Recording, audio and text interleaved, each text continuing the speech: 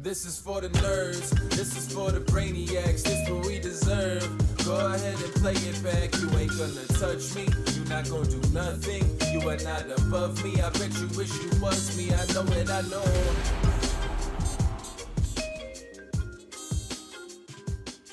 What's up, everybody? Welcome back to another episode of the Only Friends podcast, and we have a special treat for you today.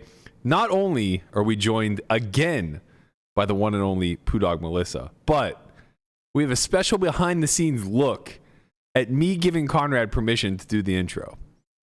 Signatures, they'll send a petition to Rob Dawson, Fox News. There's a wet spring in central Vermont. God damn it, anyway! The guy pushed me in the damn road! Get over, get off! Population of the northern Get off! leopard frog has Get off! 100-fold. Get off! Son of a bitch! Get off!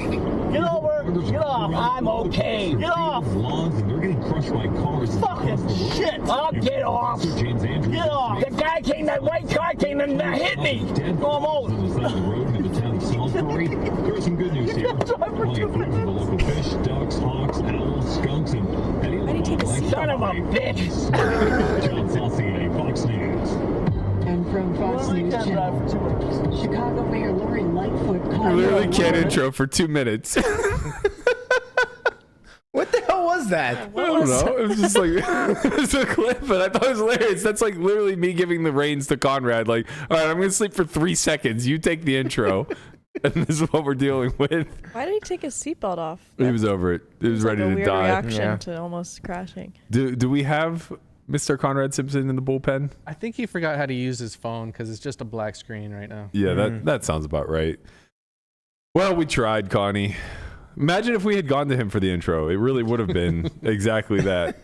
Goddamn son of a bitch! He just has his own plan for the show every day, huh? And he That never he doesn't tell anyone doesn't tell about. anybody. Never tells anyone It's always a anything. surprise. Yeah, like No. the show starts and he's like, "Oh, hey, I'm knocking on the door. Can I come in?" Yeah. That's if we're lucky enough to have him. Well, he There's- messaged at 12:30 and said, "Let me in." Yeah. These are the times when we're lucky enough to have him. There's other times where he'll message at 12:30 and just be like, "I'm not coming today." Like, okay, man. I got the intro. that, Connie's world. We're all living in it. that clip was the introduction and the death of the Tortuga bit all rolled into one. Sad day. I hate even that have the bit. shirt. I mean, how did that even start? I mean, it's just horrible. The thing it's is, like really awful. It was really bad. I'm so happy the Maraca broke. The problem is Brian is so fucking The lovable. Maraca broke. Yeah, I watched it happen on air. He It was the broke it greatest on day purpose. of my life. Oh yeah. There's another one though, right? There's No, don't one. say that. You're hoarding it over there. There's. I'm gonna snap it on air.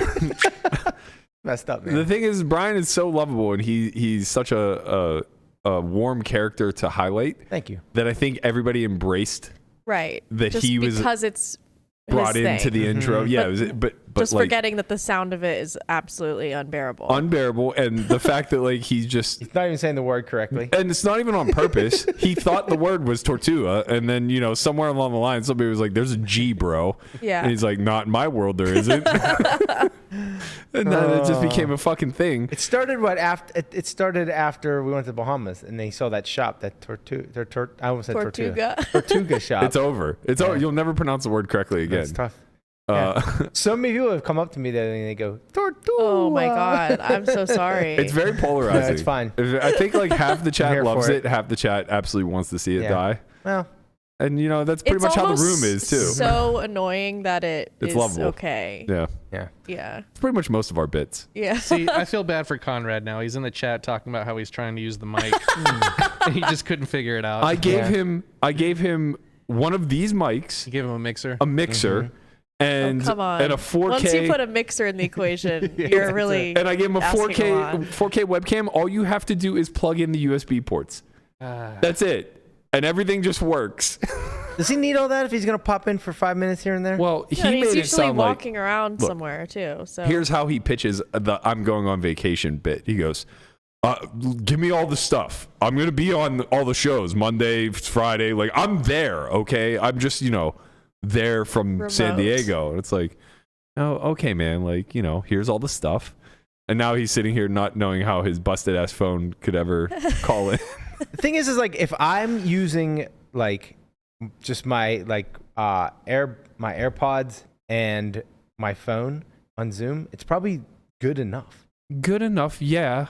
Like it's But, like- it's but it's Are you definitely- going it's for definitely good better enough? if- Are you well, going no, for what I'm saying excelling?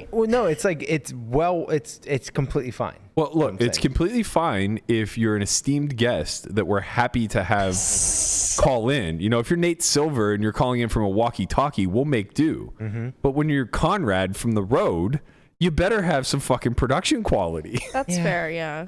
Like if it's Mark Cuban, you could like literally call in from like a Polaroid. Yeah, Right, it but could be a black screen. I isn't don't your care. phone? Doesn't the phone like the camera is like 4K, isn't it? No, it's. Well, it's on. I mean, it's yeah, okay. I mean, it's like it's definitely high def. I think like, the connection is a little less reliable. Also, the face cam isn't Yeah. good, and you're coming in generally going to be in portrait mode instead of panoramic, True. and the mic is shit. Landscape. Or landscape, yeah, panoramic, landscape, whatever. don't you want landscape? Panoramic would be yeah, intense. yeah. I'm saying like your phone, you're usually going to be in Well, if you're portrait. holding it like that, but if I'm just saying, put your phone like this. This is what I would do. Tortoise Boom. he's got. And I'm in. Right. Tortoise is passionate hitting us with the fucking upskirt Bang. shot. Right there. That's obscene. You better hope Landon doesn't use that shot. These shorts are short, but not. Okay, that by the short. way, since we're talking about this, I bought myself the same pair of shorts that I bought Landon. I just want to show you how they're supposed to fit a normal person. Okay.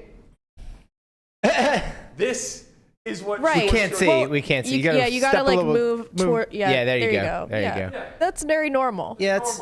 This is Landon.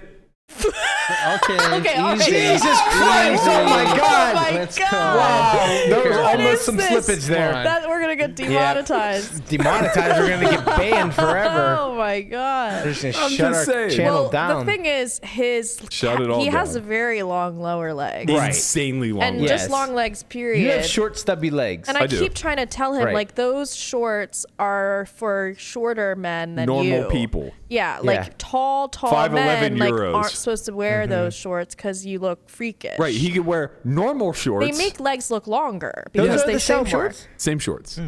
Yeah, they're. I think these are 9-inch inseams. But he doesn't need his legs to look longer. No, Like, no, and his quads are so small. well, I don't even think they're that small, but they look way smaller when Right. he's showing like 3/4 of his leg. Right, he's doing himself no favors here. Yeah, yeah. If I were him, Bro looks like a lamp. Yeah, That's I got- crazy. Is that bad? see, he's not to that point Guapa? of. He's not that point. He's not to the point of like body dysmorphia yet, where you just start wearing like oversized hoodies and sweats everywhere. He has body morphia. Yeah. Yeah, he's in his glow up phase. Like he's so proud of the work that he's done at this point. Come on, mine aren't that bad. I don't need the sensor. No, yours are good. No, you Yeah, have can- normal shorts It's got on. me censored. Making sure. Well, because they're gray. They are gray. You gotta watch out for those gray, What's those gray sweatpants. Like after Berkey's video with Airball, and everyone's saying Berkey's bricked I up. don't even think it was me. They said he was what? They said he was bricked up. I think my phone was in my pocket. Yeah, okay. I don't know. No, it's just the gray sweatpants. They make everyone look bricked up. Yeah, it's true. It is true. They Bricked up. Bricked up, B. I don't know. I've never help him heard out? bricked up, but Somebody help him out, please. I think I know what bricked up means, but maybe I don't. You're probably right. For what it's worth, considering it was a term introduced to me by Melissa, I thought it Yes. meant you had to shit. I think it could be Like you're used for that constipated or probably. something. Yeah, that was my initial reaction to it. I Then think that could be used. the context though. Like kept if you're changing. like, oh God, I'm so bricked up. Yeah. Then that probably means you're constipated. Right, but then the context kept changing, and I'm like, oh, that's not what it means. No. By the way, we appreciate you wearing shoes today, so you didn't have to wear a blanket to cover your feet. I know.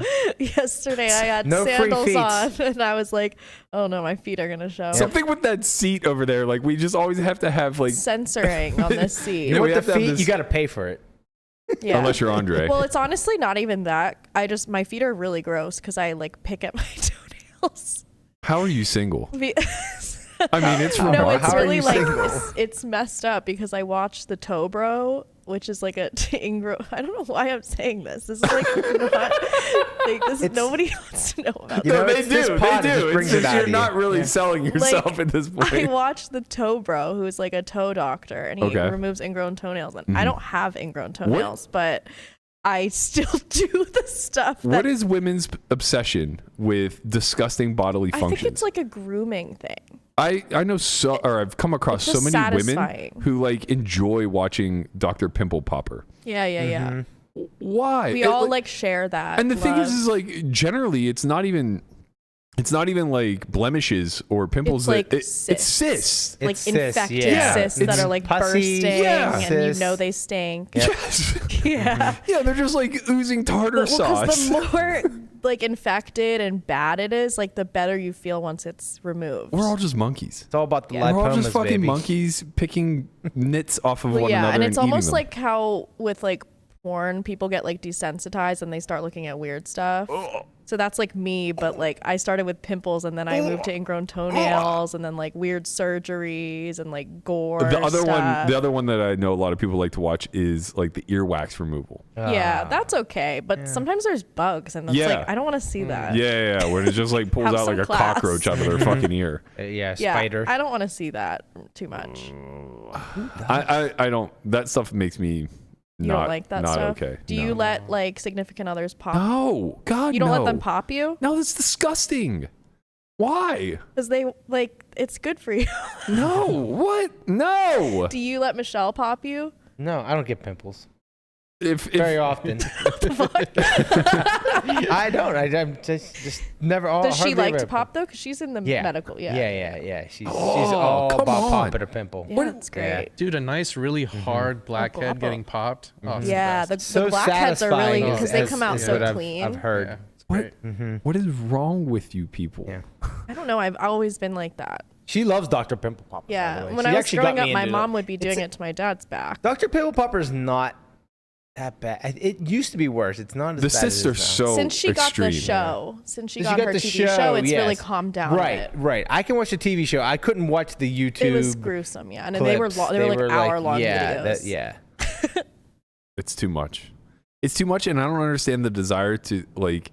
This is a level of intimacy that maybe I'm just not capable of. But this is like catching your girl pooping. Like, Yeah. there's got to be some boundaries here. Like, grooming seems like a Yeah. good place to start. I mean, I never really had those in my relationship. Boundaries? Yeah. Yeah, that's fair. I don't really know. Maybe it's not normal, but No, I mean, it seems very normal for women, at least in my experience. yeah, but I would get to like an obsessive degree. Like I Right. would like force You're force running them around the down. house, yeah, and like chase tackling them them. and like scream at them until they let me do their pimple. Then I would start like There's actually like nothing there. Then I'd be like, if you don't do it, this is what's gonna happen, and it'd be like a huge like exploding pore, and I'm like, it's just gonna keep growing and getting worse until you let me do it. I'm just like being a fiend. You're like a total tackling them. There crackhead. isn't even anything there. And You're Yeah. just like poking at I'm their like skin. on meth, like picking the bugs out of their skin. Oh, what a remarkable start to the show. So we lost Conrad. He's We're writing back and forth right now. He's trying to figure things out. You're pen paling. Yeah, we're pen paling. well, at least he's figured out how to text. That's a good I start. saw this woman who pen palled a man in prison and then married him. Love After Lockup. You ever watch that show? No, I haven't, but I guess you can find it was like penpalinmate.com or something. David Yeah. Goggins' mother did this. It was in his second book. Oh. She And that's It's with like, his it's dad. It's a His thing. stepfather. Yeah, for sure. Oh. so his stepfather ended up being she met him in jail. They ended up getting married once he came out of jail. He was in jail for third-degree murder, I think. Uh-oh. But he Only was. third That's degree. like not you don't mean to, right? I think so. Yeah. Close to manslaughter. It's or basically Yeah. like manslaughter. whatever. It's basically It- like a traffic ticket. If I remember the right, yeah, just slap on the wrist. Yeah. Well, I think it was mostly in there for selling drugs, Okay. and then on top of that, somebody died. oh, okay. Like he sold like So yeah, bad drugs or something, and someone It's died been a from while it. since I read the book. I don't recall the details of it. Of like if like a he, 2-year sentence, probably. yeah. But anyway, the guy didn't seem like a good dude when it was all said and done. Well, Shocking. I Yeah. know. You know, you would Yeah. think there'd be some redeeming. There's always saviors out there. You know, I know. like inmates for women are strippers for men. I could yeah, save I you. think so. I think that's fair. Yeah, seems dangerous. Yeah, it's not great. I mean, what Great reality TV though. what would cause yeah. you to like decide to go on there and look for someone? to Seems date? crazy, right? Yeah, you have to be in a weird spot. Wait, Burke, do you watch those shows? No. Do you watch Love After Lockup? I didn't know it was a thing, Yeah. but I would assume most of these are pre-existing relationships. Yeah, so it's like they've had a relationship while the person's in jail, and No, then, but I'm saying like pre-existing to them going to jail. no, I don't think You got to Well, be I a pretty don't know. crazy person to just Start like dating them while they're in jail. randomly, Yeah. just I really randomly. don't watch. I don't watch it either. Michelle watches it, obviously. If it's reality TV. Yeah, she's watching it. obviously it's Michelle. Yeah. Yeah. No, You she just does. happen to This be is there the while thing. it's on. They It's just pay like- for cable to get one fucking listen, channel, and it's Bravo. Love After Locked Up's not on Bravo. I don't probably even on know what E. channel it's on. Probably a E Bravo. or TLC. Yeah, There's a like- Bravo derivative. There's like she's got me into reality TV, but there's like, only so far I'll go. Like I'll watch The Housewives, Right. but I'm not gonna watch Like you're on Love After Dr. Pimple Lockup and Popper Luck of Love. version of reality TV. Yeah. You're not on Right. She says the toenail removal. real bad reality TV for like when I'm playing poker or something. Right. Like during the summer when I'm gone all the time, then Like she Too then Hot to she's like Handle she and- gets caught up on that stuff. I enjoy this rationalization. Of how you're not fully in, but you Like, got. but he you dip knows the like toe in the literally water. every Well, I Real dip more than a Housewife. toe. I'm like knee deep, but like wading the waters. I'm knee deep, but I'm not like up to my neck. in You it. and Andy should start a reality TV show podcast. You They guys honestly would be great. should because Andy? didn't Yeah. didn't Does he Andy watch recently get reality TV? into Taylor obs- Swift too? Oh yeah. So you guys are sort guys of are both in this Swifties. like you're transforming into 40-year-old teenage girls. Yeah, 40-year-old Swifties who both watch reality TV. He's obsessed with the challenge. That's his thing. Oh, we that's talk pretty about the man- challenge all the that's like time. a pretty I've actually manly went over to reality. Andy's to watch the challenge. The challenge is great. I mean, The to be challenge is a fair, when I really was good like show. in high school, I watched it Yeah. because the girls were hot. Like that's the only reason you watch That's literally anything. the only reason you watch any show. As Same a, with as my a- brother too. As a teenager in your early 20s, that's the only reason to watch any show Like, that isn't I'll have sports. a show on and I just hear you walk in.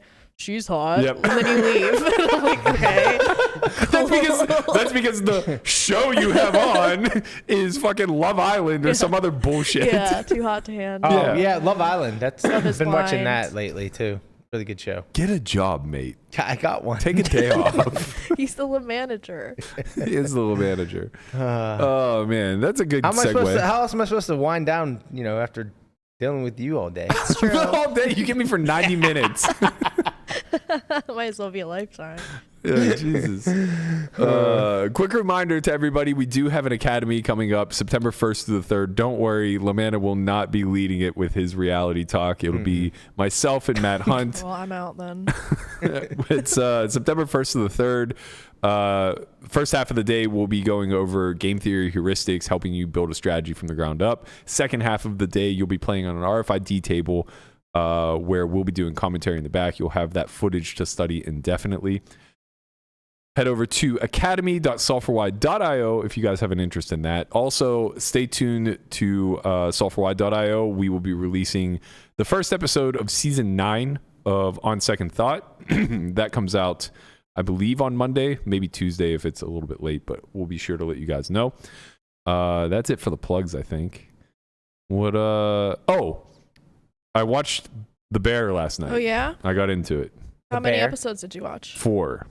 Pretty good, right? I'm intrigued, but I'm Yeah. also confused. I feel like they throw you too far into the deep end episode 1. Episode 1, yeah, but I think that's good. What is this show? It's The Bear on Hulu. Called The Bear. The Bear. It's about a restaurant. Is Like it- this guy's brother dies, and then Is he it takes over his reality or is restaurant. it? No. No. It's, okay, fiction. It's Two with things. do you I was ever expecting see- a reality show, and I was expecting a bear. Yeah, I know. Th- It's you like got a little neither. misleading. Neither one are Yeah. involved. It's about a chef. Yeah. Yeah. Yep. Well, I did notice that the first episode, they really do throw you into the middle of the story, and you're kind of like, well, who the fuck is that? Like, who's this? How am I? Yeah. I don't know this person, but I think it's good because it like leaves you with questions. That's true. And then you want to keep watching. There's too many shows that just lay it out like you're stupid. I think that- because most yeah, that's viewers true. are stupid. So Well, yeah. they're like, I mean- well, we gotta spell this out. I mean, you're competing with reality TV, Yeah. so it's kind of tough. I don't like his cousin or whatever the fuck that guy is. Yeah, Richie. Yeah. Yeah, he's Not a a little. fan. Yeah, I mean, he's a little. But But a little there's rough around there's the a lot edges. of character development, which I really like. I think it's Yeah. well written. Do you think? I mean, I think I know the answer to this, but do you think this is going to be a multi-season show? Well, they already have 2, Oh, okay. so it just got Yes. put on streaming platforms. Oh, but it's been on. See, this is the thing with FX. FX puts out like really good quality content, Yeah. but nobody knows about it until it hits Hulu. I know Yeah. until Hold like on a there's second, 2 guys. seasons. I Oh, know why no. Melissa likes this show. Why?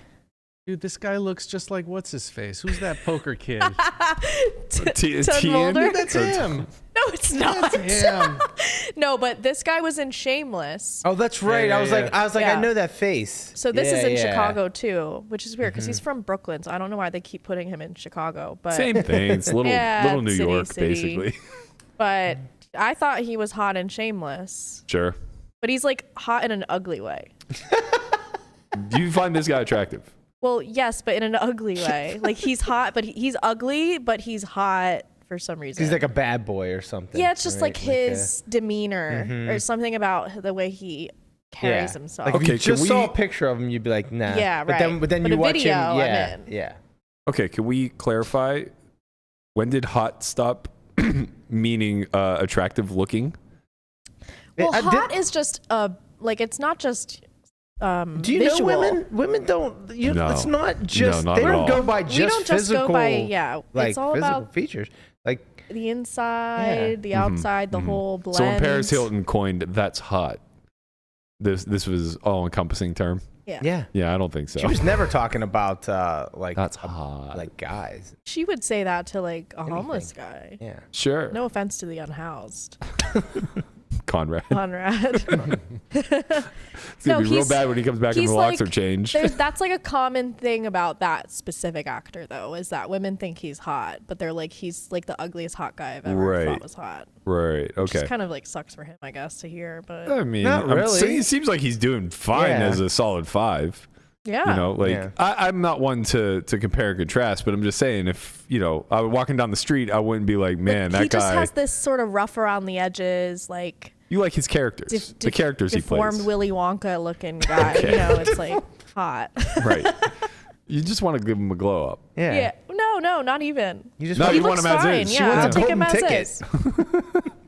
Is there anything to the idea of dating somebody that you find to be attractive, but you know you won't be competing with other women for? No, I think that's a farce because like a lot of times what will happen is the guy gets some confidence from like dating up I and see then what he'll like be like, well, I wonder who else I can get. Interesting. So it's not even really like they'll be more faithful if they're uglier. I've had relationships in the past where they've encouraged me to get fat. Really? Yeah. And That seems destructive. agreed. The only thing I can think of is that like it was always the like Renelle. Well, sorry, I didn't mean to blow up her spot.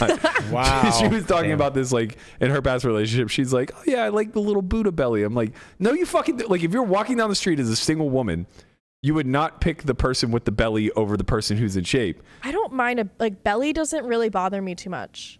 I Okay. think that what's worse is like underdeveloped pecs. Interesting. I gotta tell you, your man up here, I highly doubt is like pressing a house. No. That's a different category. Sure. undeveloped pecs. Underdeveloped Under, Brian. under. Like if they This guy have actually like looks sort like he's in of pretty good shape. Hey, he actually look at his arm. Yeah, he looks all right. I'm sure he's in good shape. He's like low key. I'm just saying, Yeah. if there's an area on him that's underdeveloped, probably I would pecs. wager it's the pecs. Probably pecs. Yeah. Well, the thing about pecs is like I think that you'll be more likely to look little boyish Right. when you don't have any pecs. Yeah. So I could that's see sort of that. like a belly is like whatever. Sure. You've yeah. been through life. Guys What if get it's, little what if bellies it's when the they get older. underdeveloped pecs with the belly? That's not good. that's a really fucking bad. look. That's really, really bad. That is really but a it is a look. thing that people Oh rock. yeah. Oh, it's very Yeah. common. Super common. Yeah, like that's not great. Like to the point where like they almost have to arch their back in order to support the tummy. Yeah, those Yeah. tummies get big. It's pretty crazy. Yeah. Yeah. It's shocking almost. I mean, it's almost like we could, house a human in there. Yeah. I mean, we can't, but you you can't though. you It's can. what is it? Rocks? Beer. Here. I assume. I don't really know how to transition off of this, but let's talk a little bit about poker. What the fuck? There you go. There we go. That's what I'm looking for. Yeah. All Dream the, man. The What? synthol. What is in his trap? That's for sure synthol or Yeah, or yeah. rocks. It's natural. Come on. He looks like one of those bearded dragons He that does, like brings with the up flared, yeah. flared neck. He's about to Peacocking. like sprout some wings. Wow, that's interesting. That is really interesting. His chest is twice the size of his ab. That's He has tits, like full on. yeah, full on. I wonder if they're implants. The sad thing is that simple. he thinks he looks really good. Mm-hmm. Like he's all about it. We're weird creatures. We're very strange. I think when you look at yourself every day and to an obsessive degree, you can't really see yourself clearly, probably. It's kind of strange that we can't uniformly agree on an aesthetic. Like, we can't uniformly agree that, like what looks X, good. Y, and Z looks good. because yeah, people are like people are different. saying Margot Robbie's mid. Insane. What's wrong with people? Like they have to just be Insane. trying to be edgy. I mean, it's like think. they Yeah. didn't even watch Wolf of Wall Street. She Yeah. was so hot.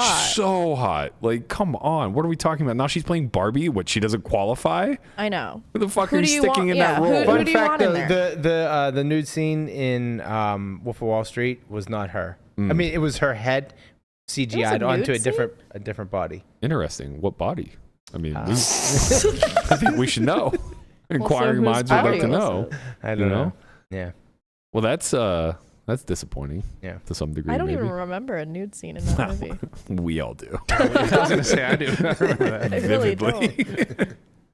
Not that I have the tweet handy because I didn't think this would come up, but You gotta always be ready. it seems as though OnlyFans is going to be in a bit of danger here moving forward. Really? I saw an AI video of a woman that was not real, just completely fabricated from AI. It wasn't like a deep fake, like someone's face on another person's body. No, just straight But AI. they mess up hands.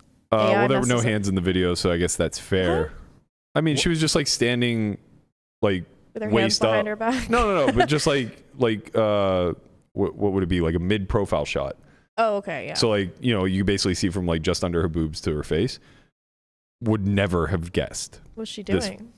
Just like talking into the camera. Oh, naked. No. She was no. Oh. None of. I know. I'm- I thought that like Yeah, what? I'm jumping Yeah. to the conclusion of Okay. OnlyFans girls Oh, being in okay. trouble Right, because like right. you could program this to do I anything. thought he was watching like a AI porn or porn, yeah. something of an AI. No. Like, But what like the you hell is could she obviously doing? program this to do anything. Yeah. Yeah. And it was so passable. Like there's just no way on earth that you could watch this video Yeah. without like really scrutinizing And it. it's only getting more and I more think real. the trajectory is probably that About it time. becomes so saturated with creepy or weirdo guys who are making like fake AI women that people just kind of stop this is using like it. to a certain degree, this is exactly how Andrew Tate got rich. Yeah, I mean, but it wasn't off of AI, but it was off the back a of real Yeah. it was off the back. trafficked women. No, but like he was the one chatting to them. So the famous Oh, story it was is him personally. yeah, the famous story is that like the way he was able to do this en masse was he would have the girls like interacting verbally and like, whatever, like getting naked or whatever. And he was just like off camera. He gave them a fake keyboard to just like pound so that they weren't distracted. And then he was off camera, like saying all the dirty shit to Okay, dudes. that's sus. He brags Really? about I it. didn't That's know that. sus. Why didn't you have like an assistant do it? No, Well, because he said he eventually trained staff. right, to, like, but his thinking was that he knows what gets He men knows- hard. Yeah, he knows how to get men hard. Yeah. That's so weird. And man. so he knows how to separate them from a dollar and like keep them on the hook longer. So does he hate men or does he like them? Because it seems like he hates them. It just seems like he is willing to use anybody that comes within his Right. crosshairs to make a buck. Yeah. It's kind of crazy. Like I feel like there's an epidemic right now of just fake gurus and like people More than ever. selling. Yeah. I saw it phrased in a way that was good. It was like people are selling procrastination and like selling ways for people to feel productive by reading these lists. Like here's how you do this and this, and Yeah. and it keeps people from actually doing the meaningful work that gets them there. Instead, they're just doing this busy work of reading what these charlatans are saying all the time. It's very unfortunate because of the power of social media and the ability to build a large scale platform. We used to have thought leaders, and we Right. still do, but more so now than ever. They're forced, like the true thought leaders are forced to play the algorithmic game that the Clickbait, influencers are playing. engagement farming. Right, like Simon Sinek is a great example. He is one of my favorite thought leaders out there. His first book Leaders was Eat- Start with Why. Yeah. Leaders Eat Last was the second book. And, a lot of it was just like business strategies. It's honestly a big byproduct of like what drove my motivation for Solve for Why. His original TED Talk was a basic demonstration as to why Apple is the industry leader that they are.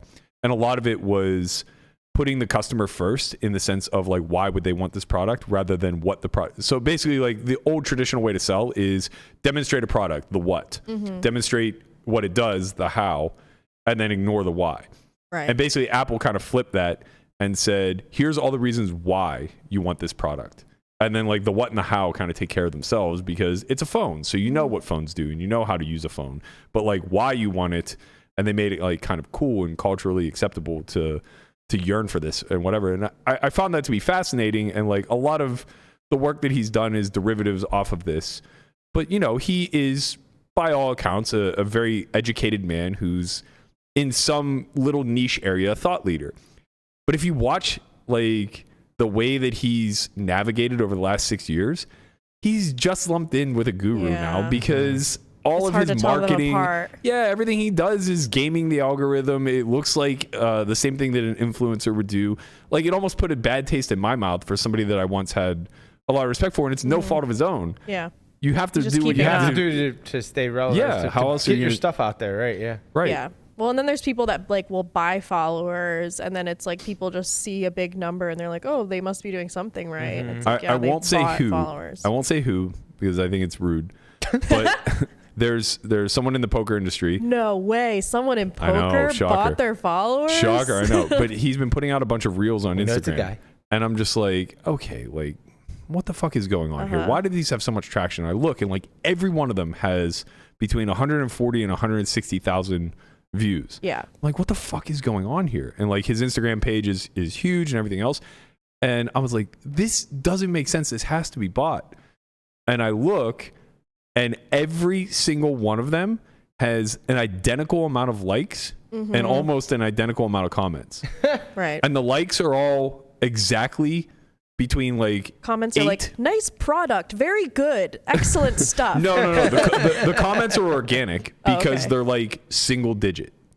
So it's like 9 to 15 comments per video. Oh. But the likes are exactly 8 to 10% of the views on every single one of them. So you can just scroll through like 20 videos. Yeah. And they all have like roughly on average 150,000 views and they all have exactly That's 15K crazy. likes. And I'm like, okay, this is bot. Yeah. Like this is 100% bought and paid for. Like there's just no fucking way you'll ever see this in the wild. Yeah. Where something That that you're consistent. posting consistently has this many views. Like if we go through our videos, on average, they're about 10K views. But the likes are going to vary tremendously every single video. That was the one thing about like Twitter putting in view counts that kind of was good. Yeah. Because you can see it's like, oh, this person has like 40K followers, but they're getting like 6 Right. views. Yeah. Right. Right. Yeah. Like what's going on here?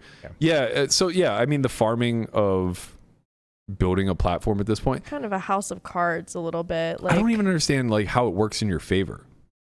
I mean, I guess like the well, 1 Dustin to 5%. DeCloser Well, had a that's 1.4 million. That's I true. mean, if you're going to be dishonest in the way you build your platform, you're probably going to be dishonest in the way you use it. That's true too. And I wonder if there's a point where it does force virality, right? So like, I don't know if this is still true today, but I'm sure at some point in time, Blazarian bought followers and he grew to be like, at one point, one of the biggest Instagram accounts in the world. Yeah. And I imagine like, you know, maybe it's like 20% purchased, 80% organic growth, or maybe even in the inverse. It doesn't really Yeah, matter. I think it helps people get started. Yeah. I just like wonder how much of People that. will look and be like, oh, they have a lot of followers. That's like the whole thing. It's right. like they a must whole be interesting. They must illusion. be Yeah, where they're like, oh, well, the other people like think they're cool, so they must be. But it like, will almost always fail in like niche spaces. Like if you do that in poker, I don't think it ever. it's so obvious. It never hits the Some of these growth. people that have bought their followers, it's so fucking obvious. And Yeah. I'm just like, this is embarrassing. Like, stop. I earned Like all we're 2,000 of too mine. small of an industry for you to be doing this, and you're not gonna blend in. Like it's very Yeah. obvious. Yeah. I used to get accused of buying followers all the time, and I'm just like, if I did that, don't you think that I would have infinitely You'd more? have like 100K Yeah. plus. right, Right. Yeah. It's like, what's the difference? But you will see people like they don't buy like always like like there was someone who had like 1,500 and the next day had like 20K. Yeah. Doesn't Oh, work wow. that way. Yeah. Yeah, that's Unless something crazy happens, like Robbie blew up like that. Robbie, yeah. Yeah. Yeah. There will be a that's reason, different. though. That's different. No one knew who she was. Then everyone in the poker Stay woke out You know. there. It's one of those fake people. I mean, it's like annoying because I'm like, well, should I? I'm like, no, I'm not going to do that. But like, it's like, why everyone's buying followers? The fuck? I don't think it lends to the same level of clout that it used to, though. Yeah, because Right, people like- know, people are more aware. Yeah, I think 5 to 10 years ago, you could leverage that into brand deals, or you could find ways to monetize it, basically. And now I don't think that really does anything unless you're dealing with really stupid people. I mean, no Yeah. offense to the people who fall for it, but like, if you clearly purchase, like, if you have 200,000 followers in poker and your engagements are like near zero, Yeah. and you pitch that to like, a corporation or an online operator or a stream house or something like that, and their conversation to their higher ups is like, he has 250,000 followers. Do you think they really look into it that deeply though? I feel like No, some that's of my these guys point. are so That's why I boomer said I think that they're they, stupid. Yeah, I think like some are so boomer, they're just like, that sounds good. Right. Yeah. There's a lot. This happens in the crypto space a lot. Like you'll just see you see these crypto accounts and they all have like 500, 600,000 Yeah. followers. I'm Or like, they'll like buy other They'll buy people's organic accounts. accounts. Yeah. maybe, yeah. Yeah, so they'll buy like, so say I'm able to build a platform up to 100,000 or whatever, they'll offer to buy my account, Okay. change the screen name, change Yeah. everything else. And back when people could get check marks, like, just Yeah. by being selected, Yeah, people yeah. would buy the check mark accounts. Yeah, it was Right. worth So it makes Right, it 'cause easier to it's scam people because you have this You have a fake, check mark. Yeah, Yeah, fake you seem legit credibility. when you have a check mark, right? Now anybody can have a check. Yeah, that's kind of a weird turn that social media, IG is the same. Yeah. You could, their subscription is insane. $16 a month. Yeah. For what? For a check mark? Honestly, it's crazy because it's like, Everyone wants to charge a subscription now. It's crazy. it's wild because maybe I'm like off the reservation here, but like for the last 3 to 4 years, I'm just like, we have to get off a subscription model. It's just more and more. Yeah, And now it's- you can finance a Mountain Dew and pay 20 cents a month. It's like, what's going on? This is crazy. So wild. Mountain Dew. You really can. Like, it's like on DoorDash or something. It's like, would you like to finance this? Yeah, PayPal always offers And then there's that. like there's all these things. I don't know. Maybe my ads just think I'm broke as shit, but like all my ads, it's like get $250 like in advance of your paycheck. I'm like, one, I don't have a paycheck. Two, that's not gonna help me. I need more than that. All right. 3, the interest is going to be unbearable. Yeah, it's gonna be like 600% interest. Yeah. You're gonna owe like 18K by the end of the year on that 250. People fall for it. Honestly, like that's kind of the thing that I'm worried about. We were talking about this a few days ago. You weren't on set, but the way hustle culture is like morphing, it's just becoming a scam within a scam. It's a Ponzi. Yeah, where it's just like it's you're not actually hustling for anything that is long lasting or creating any virtues that are going to carry you through life. It's literally just like, what's the next thing I can do You're to collect hustling money? to escape your inner demons, basically, just for the sake of continuing to run. Well, it's just like a lot of platitudes of, work harder, be more disciplined, and then it's packaged around some sort of system that will get you rich quick. And then you have to buy their course and pay for their paid group. And the system is no longer functional. I was reading a Twitter thread that I thought was actually really good. I can't remember who posted it, but it was basically talking about the repurposing or repackaging cheap goods and then creating an eBay store or an Amazon store and reselling like it there. drop selling. Yeah. That's been a thing forever, though. Right, and it was very successful when it was first originated, but Drop now shipping, yeah. My first boyfriend in high school told me to start doing. He gave me all the ideas to become like giga rich, and I was Yeah. just like, nah. so He's like, super buy rich now? now. Buy Buy Bitcoin. Bitcoin? Yeah, he was Yeah. mining Bitcoin. He's like, buy Bitcoin, just trust me and hold it for a few years. I'm like, oh, I want Starbucks though. And then he's like, you should start drop shipping on Amazon. Like, we're in high school, and I was like, what the fuck? Like, what are you talking about? Did he do any of this stuff? Yeah, he did all of it. And he was making I don't know if I should say, well, whatever. He was making fake IDs in high school and like selling them. Yeah. He had like a card printer. He was He like was doing. hustling. He Yeah. was like, The OG hustle brain culture. guy. Yeah. Yeah, I I mean, was just like, whatever. Did he sell his poop on the internet? He didn't need to. He was mining Dogecoin when it first came out. Oh man. so he crushed. Yeah. Yeah. Good for him. Yeah. But yeah, I think that like that's the thing is like anybody who's selling systems like this is generally repurposing something that was successful in the past that That's no what longer works. Dustin DeCloser was doing. Right, of course. Yeah, the getting IG check marks. They're getting or like their whatever. last bit of exit liquidity. Right. It's like the pump is over on the drop shipping, so let's like get some suckers at the end. Yeah, I was listening to the Chris Williamson podcast, which it's funny. Most of the guys that I greatly enjoy, I also have like high criticisms of. Him being one of them. And I think it's just because you hold them to a high standard. I do hold them to a high standard, and then I also think that like because they build their brand off of taking a stance in some regard. Like for him, it's he leans heavily into body optimization, health optimization, which I'm all for. And then there's an undercurrent of kind of like the disenfranchised males, and he kind of like works. What does that mean?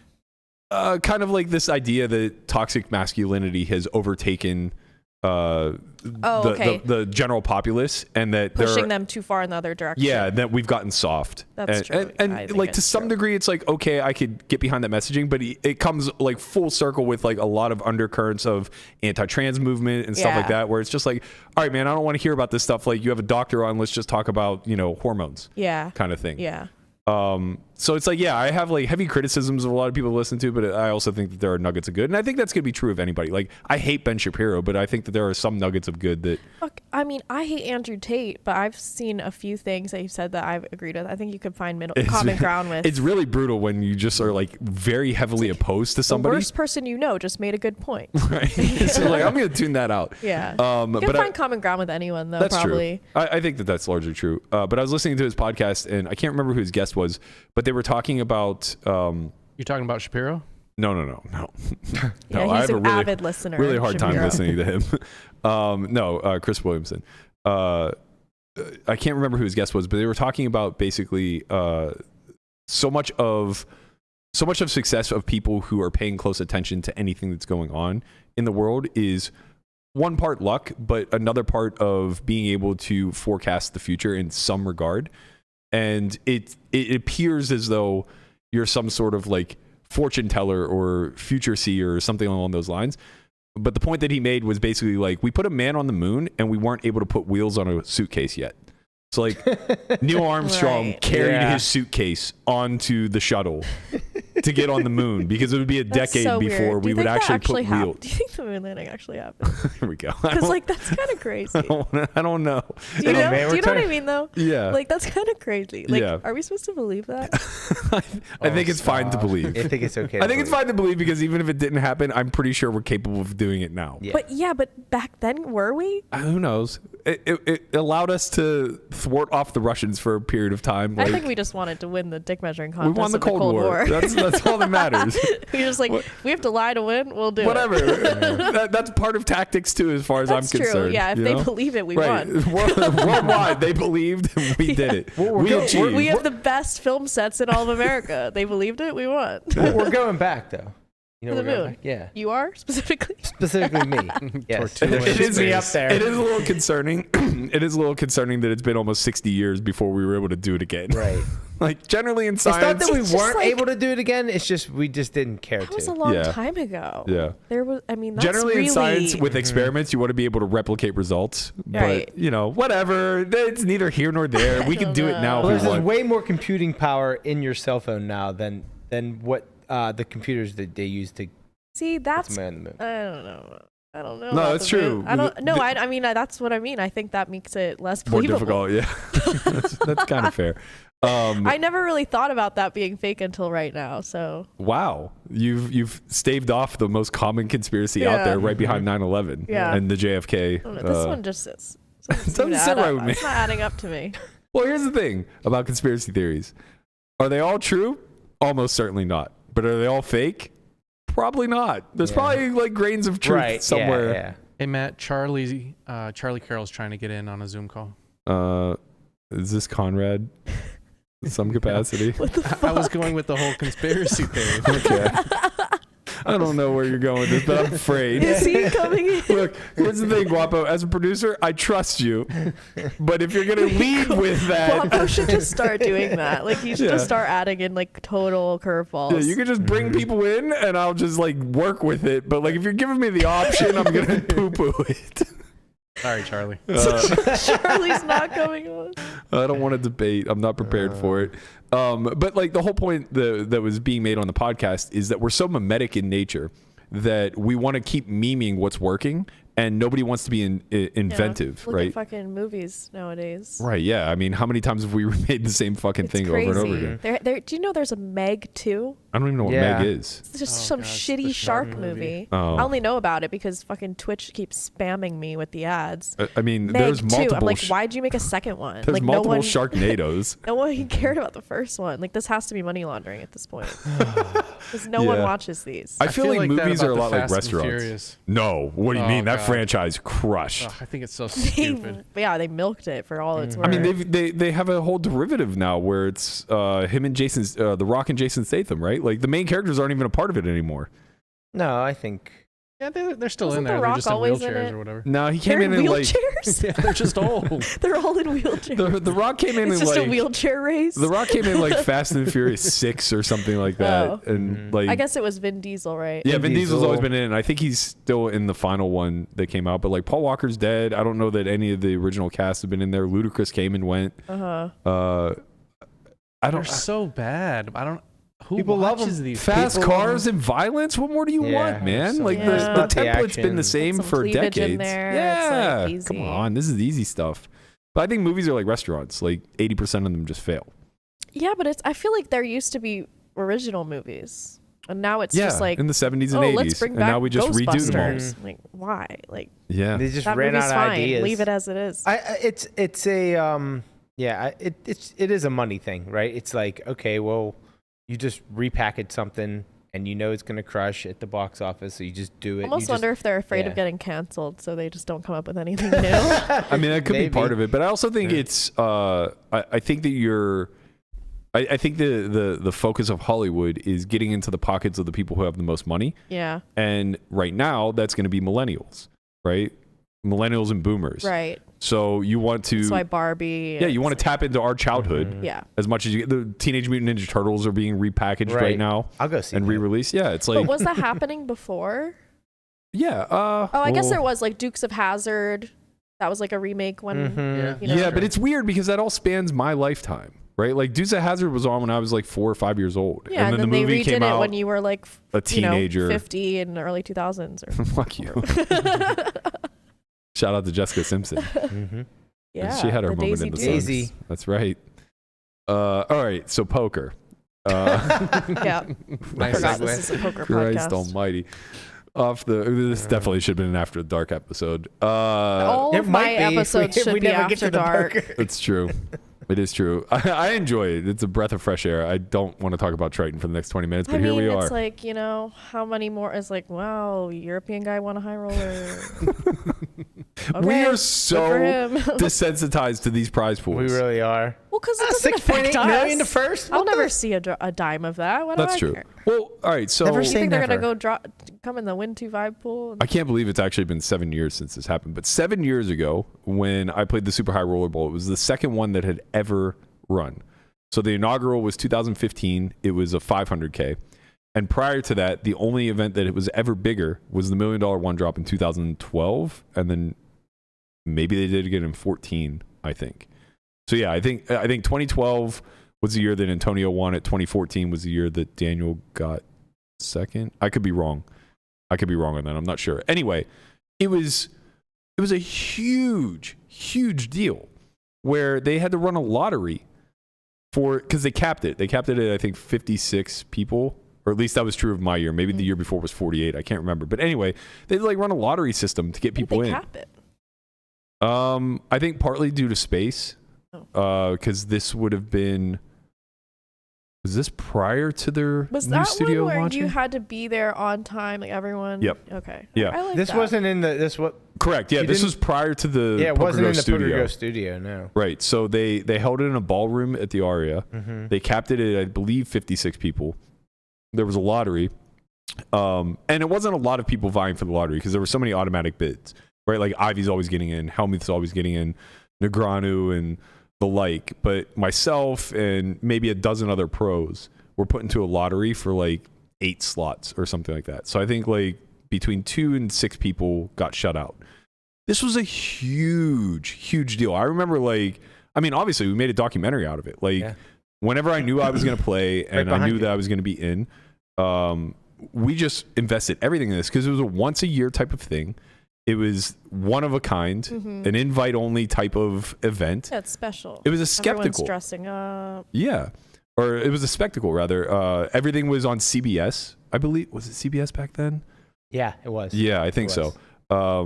So, like, you know, it was this huge event. And making that final table, vying for, I think it was like $6.5 million to first or something like that. It was like, at that point, I had been in high stakes for almost 4 years.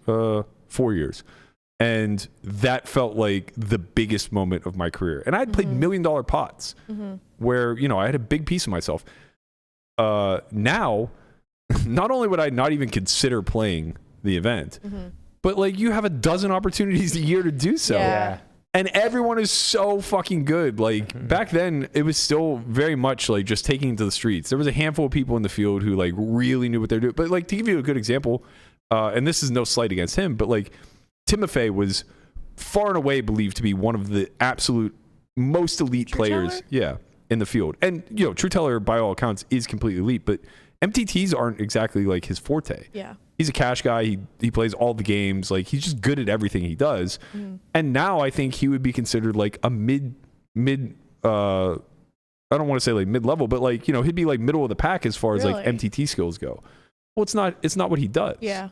You know, he's played a lot of them. I feel like he plays a lot of these Tritons. Yeah, he probably does, and he's a winner for sure. He definitely has a win rate. But I guess my whole point is that like, if this isn't the sole thing that you dedicate yourself to, yeah, you're like, you're not gonna have the biggest edge. Yeah, like you might have some ROI, but it's certainly not going to be akin to somebody like Jason or Ike or, you know, Bonomo and the like, right? That's literally what these guys eat, sleep, and breathe, and they're just grind. I mean, we've just seen the ICM model get broken down in such a nuanced way over the last 2 to 3 years, and the study that's taking place, the tools that are available, the computing power.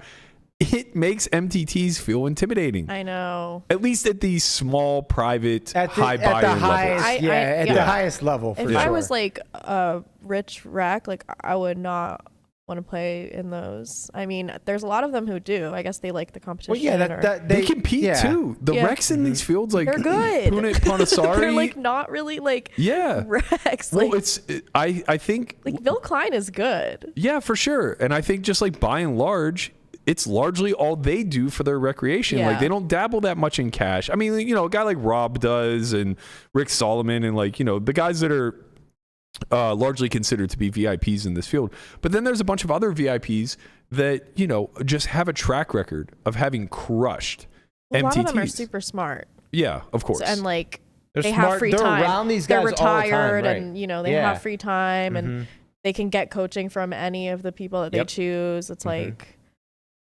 it's not soft. That's definitely not soft. So there are 28 remaining.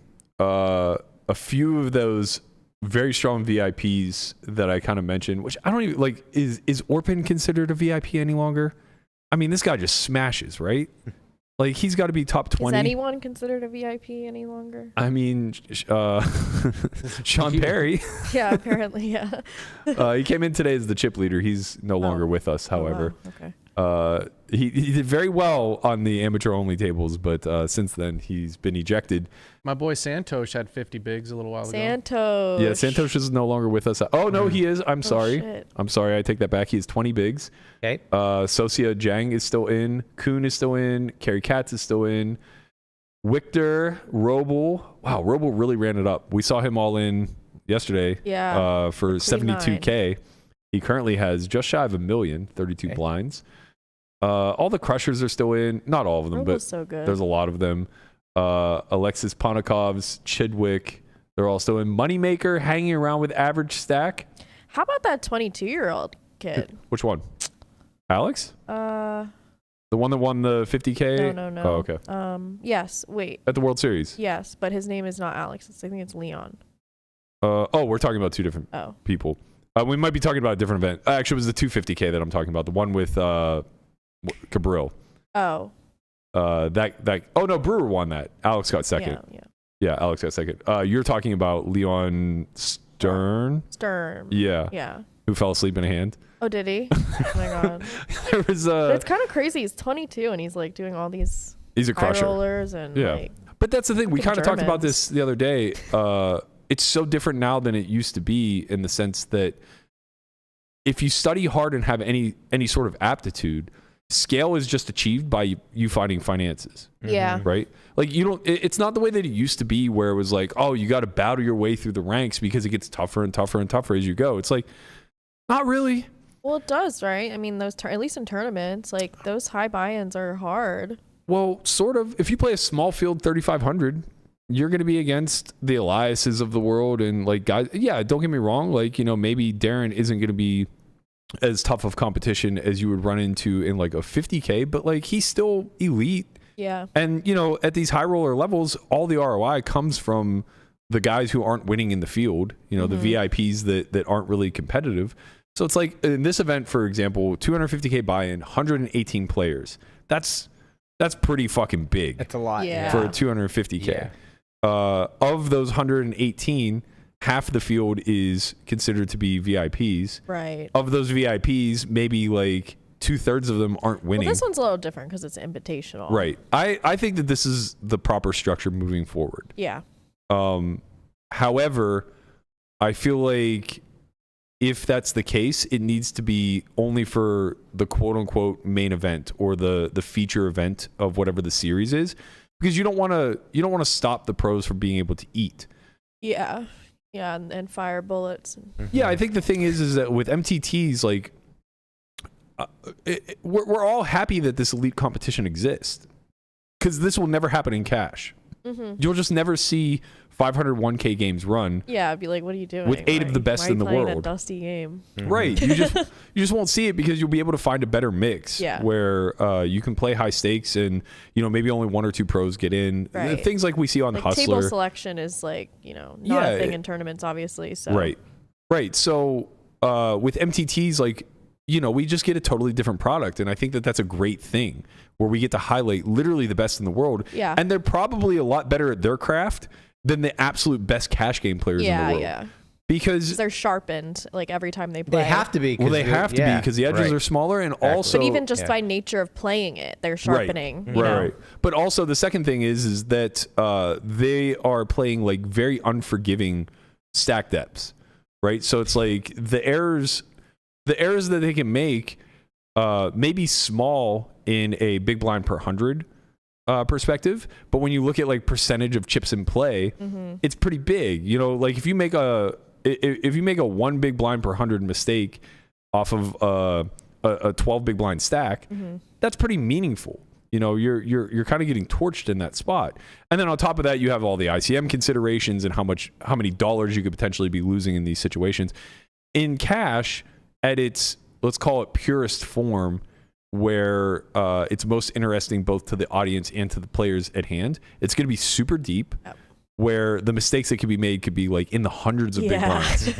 You know, like It's great. massive errors, which creates massive win rates, which also allows for a more relaxed environment, because if these errors are occurring at scale at all, it means that precision isn't going to be what wins. It lowers the variance a lot. Yeah. Your win rate's just so up there that like a Right. little drop is the need to be whatever. precise in order to make, That's you I know, think why I like cash. right. You're a little.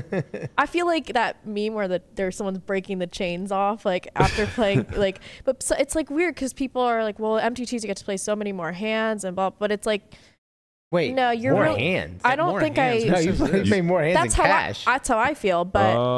I don't think so. Well, No. Well, technically the ranges are I understand. wider. The MTT ranges are definitely right. wider. Of course, the ranges are wider But it because feels like I have to fold more hands that I like to play. So I Right. feel like I'm folding. Like I have to fold 5-4 suited. It's Yeah, like yeah. annoying as fuck. Yeah, it's a weird thing because I think the big difference is that MTTs are starting to settle on an equilibrium. They're nowhere near it, right? But like we're seeing them conform to a bit of a kind environment where everybody's approaching GTO, Yes. right? They're not much more than they used to. correct. And you'll see the same in cash, like strict cash environments. If you watch 100 Big Blind, no anti-cash online, you're going to see a very similar environment. Yeah. And, you know, any one of us would rather get another job then enter that arena. Wait I a mean, second. I kind of I don't like it. I mean, God there's bless. someone I in mean, this it's room. honestly like the hourly My lifeblood. stinks compared to live, but Right. I just kind of like the lifestyle. Like I love just like, because I can't come from like, I used to do a lot of like gaming and stuff. So Yeah. I love to just like log into the computer, kind of like work on like honing sort of a strategy. Like I think that's fun, but it's so more capped, fun. though. Yeah. It's more, I like it for like training. Like Right. it's sort of like I get to see, you know, on a graph, like look at stuff and sort of You get to put in rework reps. stuff. It's super Yeah. appealing. Obviously, there's a lot of things about it that are appealing. But if a wizard from the sky came down and said,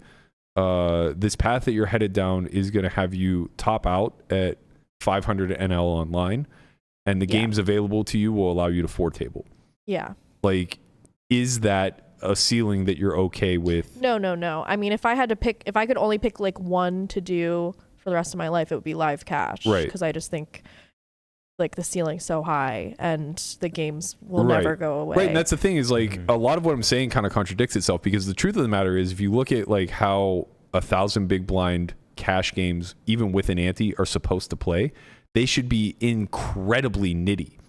But the thing is really? that, yeah, of course, because the deeper you are, the higher the equity threshold necessary in order to stack Yeah, off. I guess that's true. Right, so you have to be, and the thing is that the counter strategy is always to jeopardize stacks. Right, so like the second somebody takes a polarizing action, the capped range or the bluff catching range is in dire straits, Yeah. and it becomes really sensitive to like how it's allowed to continue because of the amount of big blinds that will That's require true. to And invest. you have like more reverse implied odds with certain Yeah. hands and So it's actually supposed to like be a game that should never even run, because if you're playing theoretically sound, everybody's just playing but uber in fucking practice tight. it's the opposite. Well, all it takes is one defector. If one you? person, I try to make it be me. If one person just says, no, fuck that, I'm going to play way too loose, it incentivizes everybody else to lower their equity thresholds to some Yeah. degree. Right. And now what ends up happening is it's chaos because nobody's agreeing upon Sort of like a set in strategy. ICM situations. Like when like Yeah. when some of the table just doesn't give a fuck, then it sort of throws off like but I guess The- they'll just end up torching. Yeah, no, so it's Chad, kinda you just like, day torch the money. Yeah. and Right. The you big just- difference yeah. in the ICM situations is ICM will directly hurt the people involved in the pot and help everybody else. Right. right. In cash games, it's kind of the exact opposite. Yeah. And that's why everybody's incentivized to deviate a little bit. get in the pot. Right. Because if one person's defecting and creating chaos and they're just giving away EV, you choosing not to capitalize on that and chase said EV will someone else still gets allow it, you to yeah. have the win rate that you would expect to have in the environment, but it's not allowing you to increase the win Yeah. rate that this person's offering you. Yeah, you'll be like you can stay break even. Right. So it's a weird thing, because now what ends up happening is the players who understand what it's supposed to look like at equilibrium, that generally would play incredibly tight and not really risk in any big spots, don't know how far each of them are willing to deviate. So there's no kind environment where everybody's playing a close to GTO or Nash strategy, right? Yeah. What ends up happening is you have a Santosh who comes in and plays all the hands, and then you have somebody like me who's already, kind of defected away from theory and is playing all the hands against Santosh. Yeah. And then, you have 6 or 7 others that like really would prefer to play within the confines of GTO. But one by one, they're just like, okay, well, we can't let these two play heads up until we get aces. Right. And then like they kind of like inch out on the ledge a little bit more and a little bit more. And now it's just chaos. Yeah. Because no one has any sight of equilibrium any longer. The Nash. And they're also playing like ranges that they're not used to playing. Right, and so they're now the ending up equilibrium- with hands that they're not used to ending Now up the with. equilibrium's completely shifted. It's totally moved off the mark of what we recognize that it's supposed to be. And all of a sudden you start seeing 1,000 big blind pots with one pair. And then you throw in the bounty hand, Yeah. stand-up game, All like of this just stuff. any sort of visibility of range is just Right. like sort of out the window, and you have to kind of like Right. So freestyle. So if live cash remains healthy, which I suspect that it will, we'll never see elite play.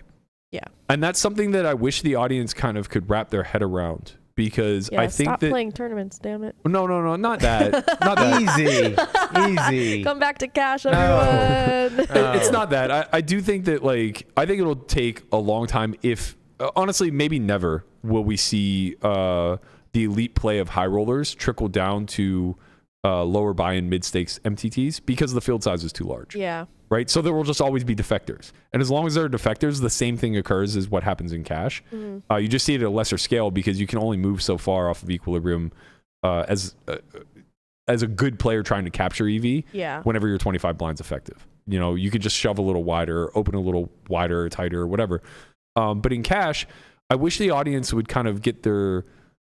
I wish they understood what they were watching a little bit better because there's so much scrutiny for great players out there that are kind of putting themselves out on a limb or on a ledge. And I think a great example of this, as much as I hate to give him flowers, is actually Doug, where he understands theory incredibly well and at depth. But if you watch him play these live cash streams, and you could date back as far as you want, he gets fucking wrecked a lot. Yeah. And part of it is because he, at least in the past anyway, he was a lot less experienced in the live environment. So he kind of stuck to his guns. Do you think it's also because he's mostly a heads up player? Well, that's the other thing. And I realize that now that I've studied heads up. I never understood why people were... It makes people kind of punty, doesn't it? Yeah. Because you're just so used to stacking off with like... I never really understood shit. why people were like, oh, Berkey, you love heads up. Like, it's for sure your kind of realm. And now I get it. Yeah, because you play like 80% of you everything. just play a lot of hands. And what that does is it puts you in a lot more zero EV spots. Right. And you just get very good and accustomed to operating those. Probably why you can run people over heads up, because you're just like putting them in well, zero not EV. people, but you know, a certain person. someone. But there's a lot of people that fit into that kind. I'm sure that would happen to me if I played heads up, because I'd just be like, well, I don't know. The more studied you become, the less available my red line would be. Yeah. Basically. But yeah, that's a great point. So like what happens, and I'm sure Doug could attest to this, is that when you're accustomed to playing 90% of hands, which you often will do heads up, you find yourself in infinite zero EV modes or nodes rather. And you just find ways to parse through them, you know, whether it's randomizing or whatever. He does that live as well, but the problem is that they're not zero EV, right? Like their ranges that you're up against are nowhere near as wide as you're projecting them to be. And, you know, oftentimes you're going to find yourself where defaulting to theory rather than some other aspect of just trying to out-logic your opponent is going to hurt you more than help you.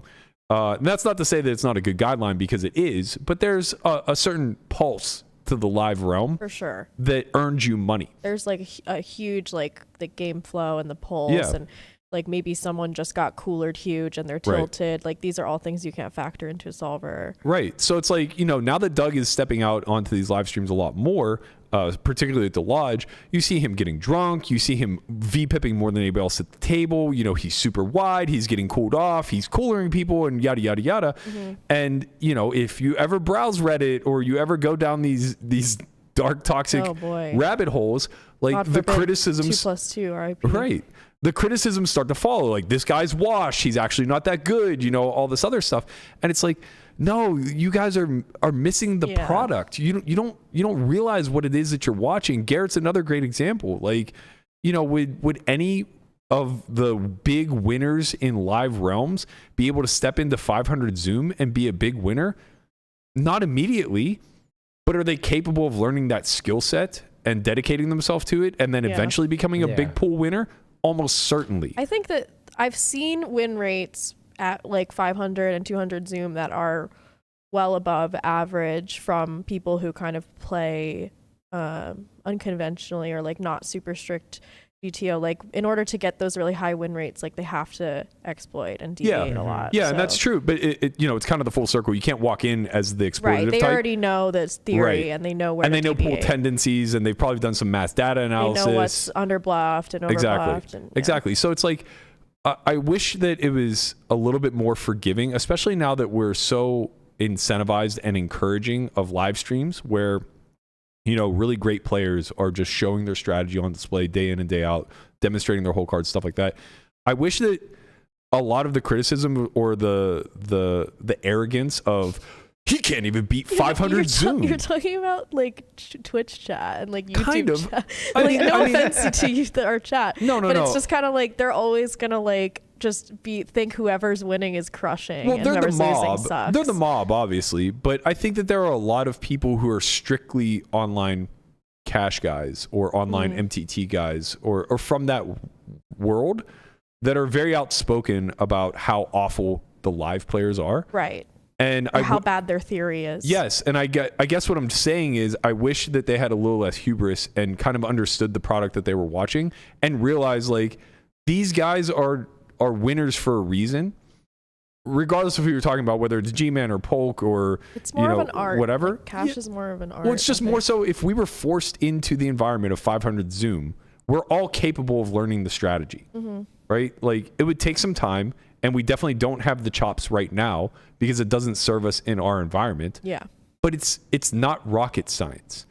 And I guess like that's what it ultimately comes down to. This is no slight against like the crushers online because they're the best in the fucking world. I mean, I'll always be the first to give them their flowers. They're working way harder at theory. I know some of those guys are like so crazy. Thank Like, you, the way Matt. they That's study really nice and of you to say. work. And, yeah, Right, it's Guapo's just- out there crushing, moving up in the stakes. Well, it's night stacking and your day, right? friends, It's night and day. Like the way that they study is they're zooming in on a spot where they're trying to earn 1/10 of a big blind more in win rate in one exact scenario, blind on blind, button versus small. Really you know. specific spots. Very, like, very specific. This one hand does this thing 60% of the time. Yeah, or like I found this like niche lead spot that only Right. occurs like That I actually 4% watched, at like, It was equilibrium. True Teller, and it was back when those GG big games were running.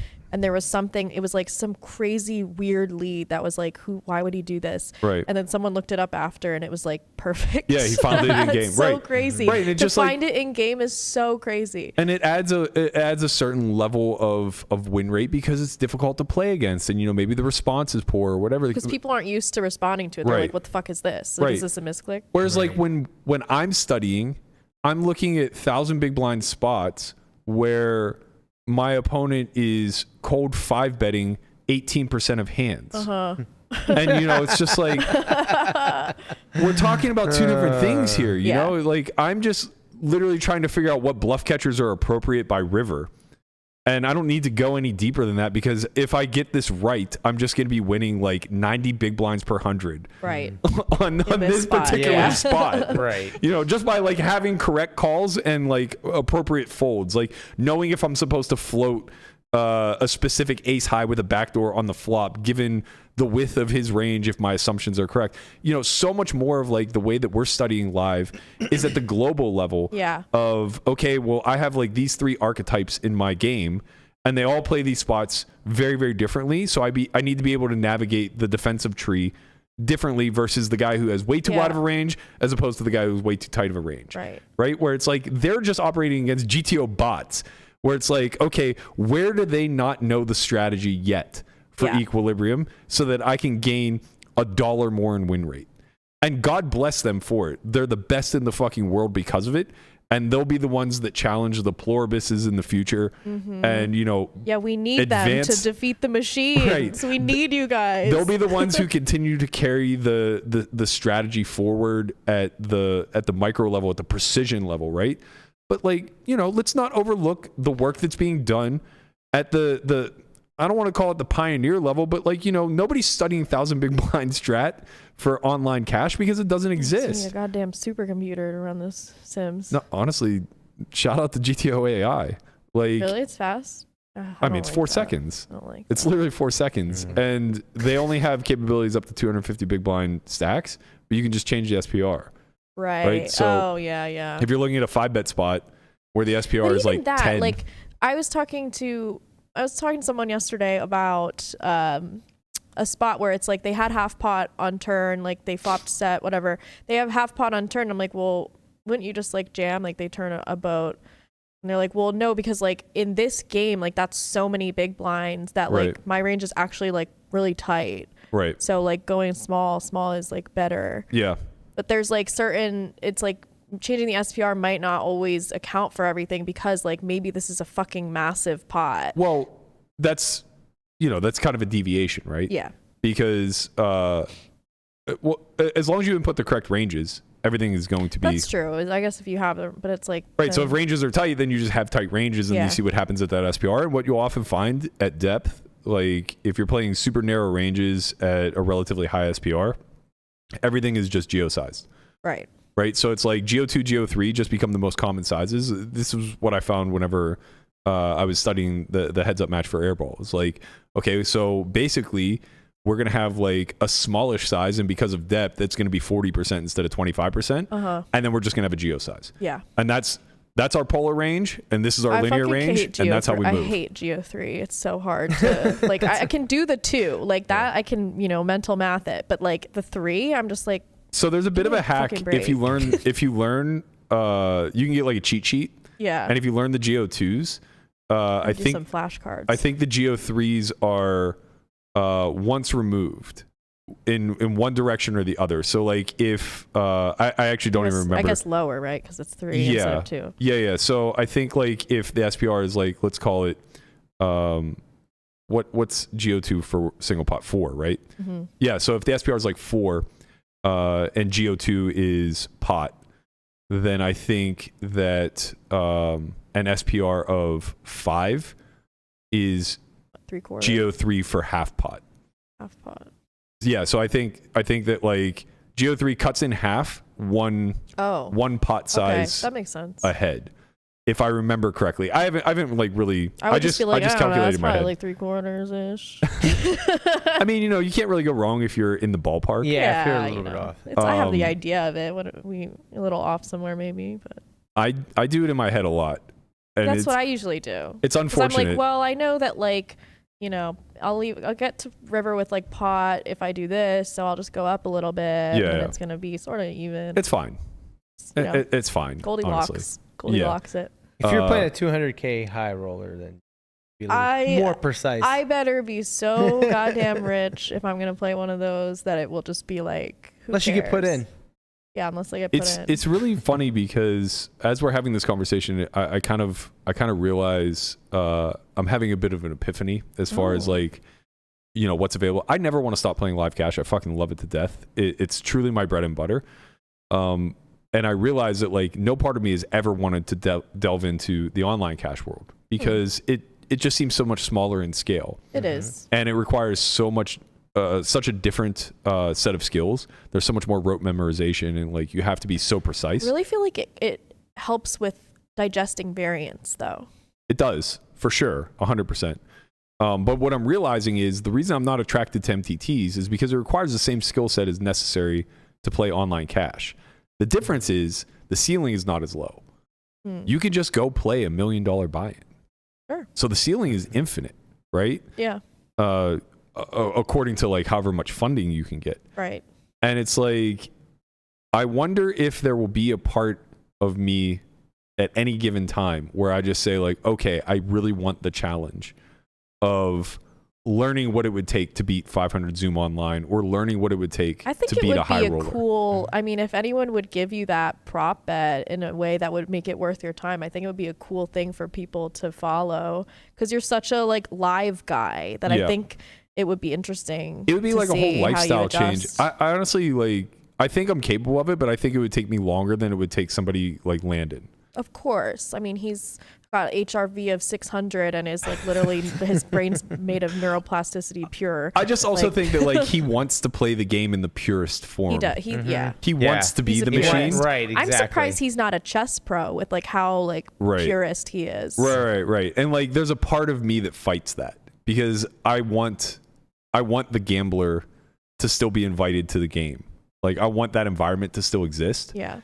And I guess that there's a part of me that just doesn't really want to delve into the technical side so deeply that I lose sight of this amazing fucking game that I get to play on the regular.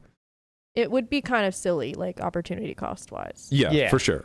For sure. Because like I imagine I would would have to get so rich that you just or you'd have to get such a big prop bet. I think like just to scratch the surface, I would have to put in 1,000 hours of study to like even be remotely like competitive. What game would you play? 200 Zoom? Oh, I'm not even.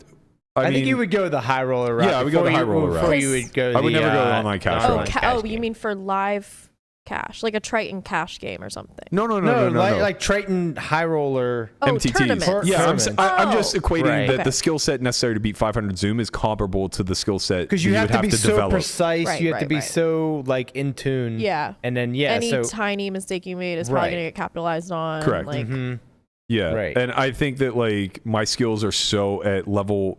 I hate to call it like level 1 through whatever. But like they're so at the broad scale level. Like when I think about You're a macro guy. yeah, when I think about my strategies, I think about like, how I operate at a range versus range level on certain board textures. And, I don't really get much deeper than against this opponent, I deviate X, Y, or Z. Right. But like when you're talking about these high rollers, not only do they know each other's tendencies very well, but they know the theory down to the fucking T. The suit of every single card and how Right. it interacts. Right. So it's like why this random 3 is somehow a good blocker for you. It's Right. like, I don't know. And maybe I'm overstating it. Maybe I'm overstating the complexity of MTTs, but I don't think I am, especially without the lack of experience in putting in a ton of volume. But I think I would need like a solid 1,000 hours of MTT study strictly, where I would feel It's a competitive. lot of hours. Yeah, like where I would start to feel competitive in like 25Ks and above. Yeah. And it's like, you're right. Like the opportunity cost for me to do that, it would be a whole It's new. like a full-time job And for then- half a and year. then- It'd be a whole just nother nothing career. Meanwhile, the studying. guys Yeah. that you're going to compete against are also Doing continuing exactly to that, study. right. So you're just starting off way behind. Right. Yeah. I mean, it would be a whole career change basically. Yeah. But it'd be an interesting one, right? I would like to see the online cash thing. So would I. I think that would be I think easy. that would be Right? amazing. I just think it would that'd be. like just seeing you battle a bunch of In the GTO 100 bots. big blind and- streets. I think I could get away with. I think it would probably take me like a couple hundred hours of study. And the only reason I say it would be simpler is because you only really have to learn 1 or 2 stack depths. Yeah, that's true. Right. So it'd actually probably be a great And there's introduction. no Just ICM. 100 and You don't have to worry about 200. ICM. Right. There's so many more nuances in there. So much more of what I already feel very confident in would carry over. Yeah. Whereas I don't think it would be super applicable. My instincts for ICM are just not great.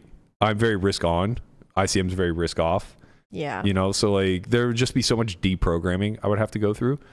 But yeah, I mean, if ever poker YouTube type world blows up the way that like fitness YouTube world blows up and there's just like infinite opportunity there, then yeah, this would be a fun challenge. Yeah.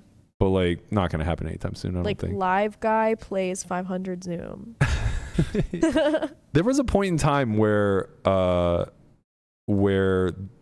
was a common narrative that myself and Charlie Carroll could never beat 500 Zoom. And Right. I remember I was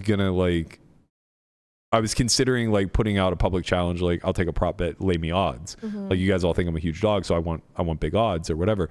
And then Charlie just like out of nowhere was like, I'll bet anybody up to 100K that I could beat 500 Zoom over 50,000 hands, even money. And I'm just like, Well, all right, well, Just ruin the market Yeah. for you. yeah, he just fucking torched the market, Wow. and nobody took him up on it. Oh, wow. And it's like, what the, who what did the fuck is going basketball on bet, here? Matt? The free throw. McDonald. Mike McDonald, yeah. Timex. So same thing happened to him for 500 Zoom, and he ended up quitting. That was a long time Really? ago. Yeah. That was like 2015. He couldn't I don't beat it. even know that 500 Zoom is like running that much anymore. I don't think it is. Not on stars, but you could get action probably on like ACR, GG. Yeah. Russian cash. A lot of cash there's no has moved to 2.5. ACR. Really? Actually. 200 is the highest. Even on GG?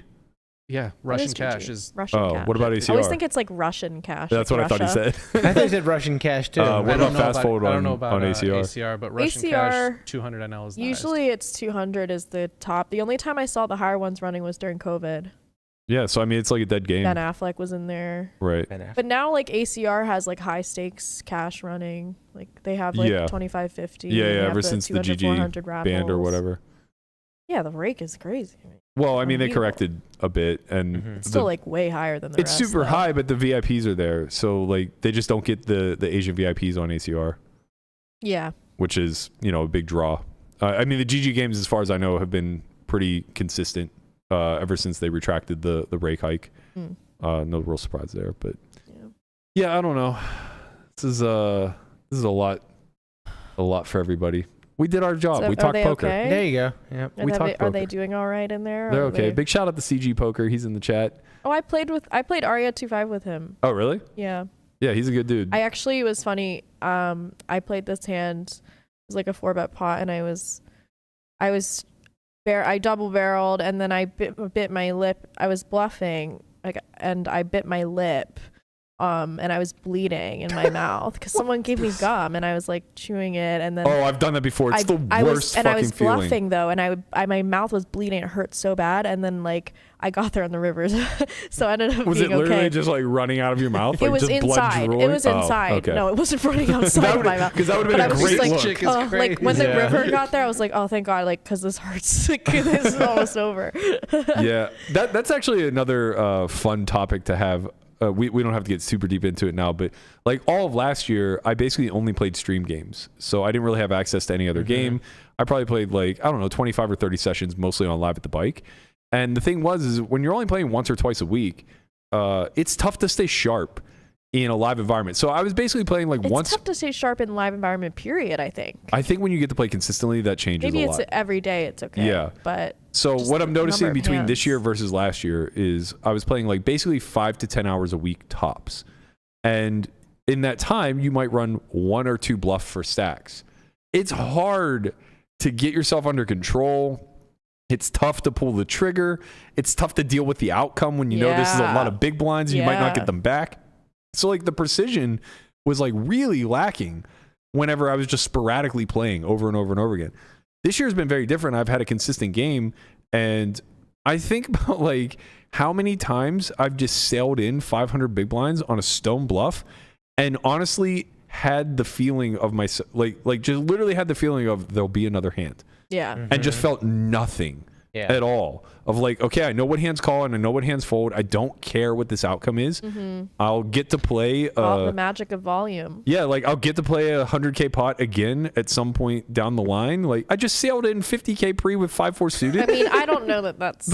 It's not a great thing, recommended, obviously. probably. Yeah, probably. Don't do this at It's home, great kids. for the game. Don't do this at home, kids. It's But great if you want to keep getting invited. Yeah. It was a 6-bet pot that took under a minute and a half. Oh, my. That's disgusting. Like, what are you guys doing? What's going on there? You guys aren't even drinking. We've like, lost what's sight happening? of equilibrium. Yeah, Stand-up game was on. no equilibrium The stand-up anymore. game was on. The 7 deuce game was on. I hate Oaken's face sometimes. Like this is just where we're at this Yeah. point in time. You know, you just got to sail it in and see what happens. It went well. We chopped. Yeah, I know. I And I can't believe you slow rolled the chopped. shit out of them. It was worth Amazing. it. Imagine if you scooped. Oh, so close. I was so close. God, 3 to a straight, 3 to a flush, and a pair. How do we not get there on the first run? Oh, he would have been broken, man. Broken. That's all I want. I just want to break people's souls. It's not even about the money anymore. All right, guys, that's going to do it for us. Having a great weekend. Melissa, thank you as always for joining us. Please don't forget to like, comment, subscribe, hit the bell. It helps the channel. We'll be back again on Monday. We're going to aim for noon. I think I'm going to be off from Bellagio. So noon time slot on Monday, similar to today. We'll see you guys all then. Peace. Peace.